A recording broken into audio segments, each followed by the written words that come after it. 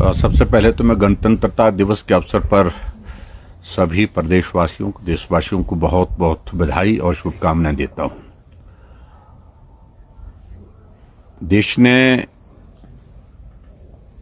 संविधान लागू होने के पश्चात जिस प्रकार से प्रगति की है, उसकी झलक आज सुबह हम जब दिल्ली में राष्ट्रीय स्तर पर गणतंत्र दिवस की ये जो परेड हो रही थी, उसमें हम सबको देखने को मिली है। और स्वाभाविक रूप से मेरा ये मानना है कि आज भारत सिर्फ जनसंख्या के बलबूते दुनिया का बड़ा देश नहीं है, बल्कि दुनिया के बीच में एक बड़ी शक्ति के रूप में आज भारत सामने है। और स्वाभाविक रूप से इसके लिए आज के इस अवसर पर मैं सबसे पहले तो हमारे देश की आज़ादी के पश्चात देश की रक्षा के लिए, सुरक्षा के लिए और देश की आज़ादी के लिए जिन लोगों ने अपनी जीवन की कुर्बानियां दी हैं, उनको नमन करता हूं। और उन वीर सैनिकों को जिन्होंने देश की रक्षा के लिए अपने जीवन न्यौछावर किया, उनके इस योगदान को भी हम स्मरण करते हैं। और मुझे इस बात को लेकर के प्रसन्नता है कि आदरणीय प्रधानमंत्री नरेंद्र मोदी जी के नेतृत्व में मजबूत भारत आगे बढ़ता जा रहा है और अपनी एक अलग छवि के साथ पूरे विश्व के समक्ष आज खड़ा है, और जिसका प्रतिबिंब आज की झांकी के माध्यम से आपने वहां पर देखा होगा। चाहे सेना का क्षेत्र है, चाहे कृषि का क्षेत्र है, चाहे स्वास्थ्य का क्षेत्र है, चाहे वो शिक्षा का क्षेत्र है, चाहे वो हमारी टेक्नोलॉजी का क्षेत्र है, हर क्षेत्र में भारत बहुत तेजी से आगे बढ़ा है। सर, उत्तराखंड जो है देश का पहला राज्य बन, देखिए, जो कुछ भी ये फैसला लिया गया है, ये फैसला बहुत लंबे समय से विचाराधीन था, और इस बात को लेकर के वर्तमान सरकार ने जो इन प्रिंसिपल सैद्धांतिक रूप से इसकी जो मंजूरी देने के बाद एक शुरुआत की है, उसके पीछे जो प्रमुख जो कारण है, वो कारण यह है कि हिमाचल प्रदेश की आय बढ़े, हिमाचल की आय बढ़े, हमारा रेवेन्यू के रिसोर्सेज और ज़्यादा बेहतर हों, ये हिमाचल की आवश्यकता भी है। लेकिन साथ साथ में दूसरी तरफ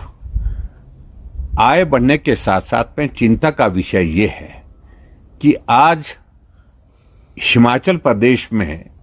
जिस प्रकार से नशे का प्रचलन बढ़ता दिख रहा है, पहले नशे की बातें हम शहर में सुनते थे, और जो हमारी सीमाएं जो प्रदेश की जो पंजाब के साथ, हरियाणा के साथ लगी हुई थी, चंडीगढ़ के साथ लगी हुई थी, उन राज्यों के साथ वहां पर हम इस बात को सुनते थे। लेकिन आज सुदूर ग्रामीण क्षेत्रों में भी नशे का प्रचलन इस कदर जो है तेजी से बढ़ा है, जो चिंता का विषय है। तो इसलिए इस बात को देखने की आवश्यकता है। अभी तो इन प्रिंसिपल इसकी मंजूरी दी है, और उस मंजूरी के बाद जो है सारी चीजें अभी स्पष्ट आना बाकी हैं। मुझे जो बताया गया, शायद मैं एग्रीकल्चर यूनिवर्सिटी पालमपुर में और उसके बाद हॉर्टिकल्चर यूनिवर्सिटी नौनी में जो है उसकी कंट्रोल्ड एटमॉस्फेयर में जो है इसकी कल्टीवेशन की शुरुआत की जाएगी। और इसके बाद फिर अगला पार्ट जो रहता है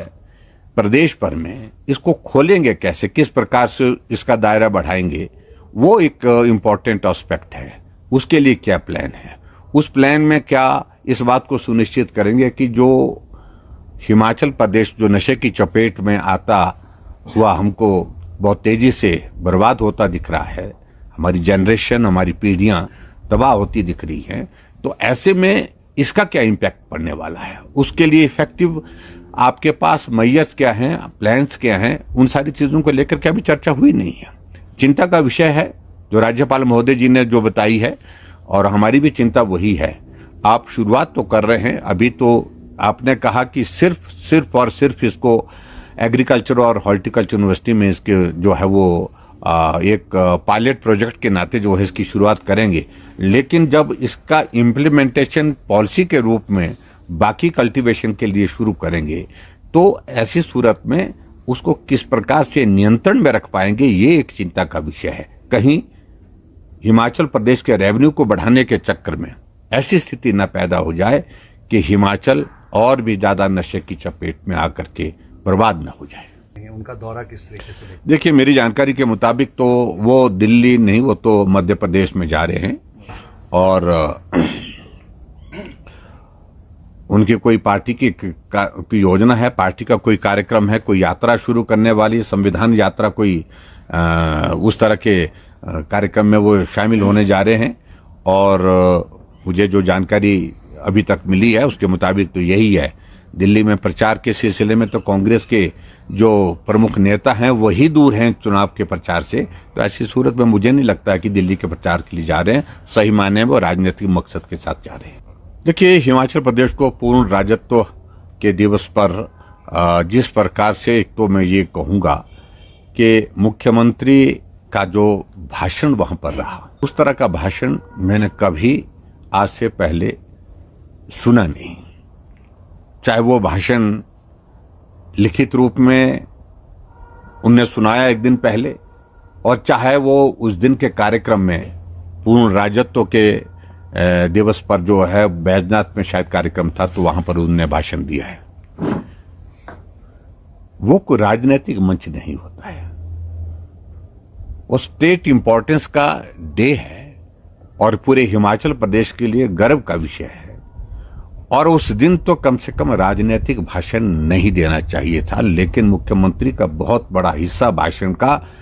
भारतीय जनता पार्टी की पूर्व में रही सरकार को कोसने में लगा। भारतीय जनता पार्टी के नेतृत्व के ऊपर वो टिप्पणियां करते रहे, केंद्र की सरकार जो है उसके ऊपर टिप्पणी करते रहे। मैं समझता हूँ बहुत दुर्भाग्यपूर्ण है और हमें इस बात को लेकर के खेद है कि 2 वर्ष का कार्यकाल बीतने के बावजूद भी मुख्यमंत्री के पास अभी तक सामग्री नहीं है भाषण के रूप में जिस पर वो अपनी सरकार की 2 वर्ष की उपलब्धियों का जिक्र कर सके। नहीं, बहुत एक सेक्शन नहीं है, बहुत सारे से यहाँ पर हिमाचल प्रदेश में नंबरदारों का सेक्शन है, उनको तो मानदेय नहीं मिल पाया है। इसके अलावा बहुत सारी कैटेगरीज हैं और जिसमें आउटसोर्स कैटेगरी है, जिसमें उनको सैलरी नहीं मिल पाई है। ये बहुत बड़ा चिंता का विषय है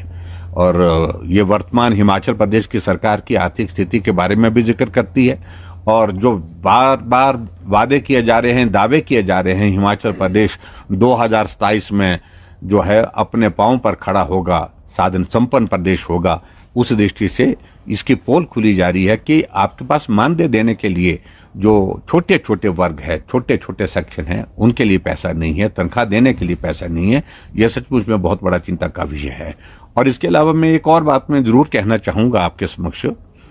कि पिछले दिनों हम देख रहे हैं कि हिमाचल प्रदेश में हत्याओं के मामले इस कदर बढ़े हैं,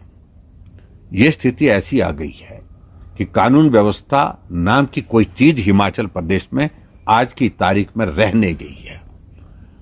पुलिस प्रशासन अनावश्यक रूप से जिन चीजों में लगा हुआ है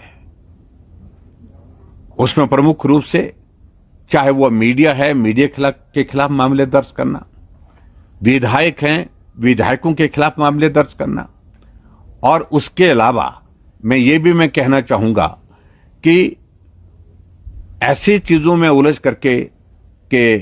इन्वेस्टिगेशन के प्रोसेस में, किसी को प्रताड़ित करने के प्रोसेस में एक बार नहीं अनेकों बार घटनाएं सामने आई हैं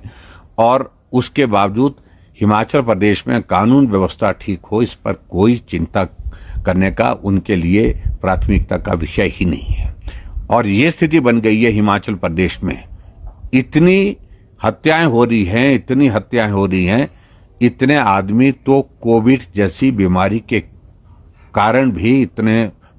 लोग जो है उस वक्त भी नहीं मरे जितने आजकल जो है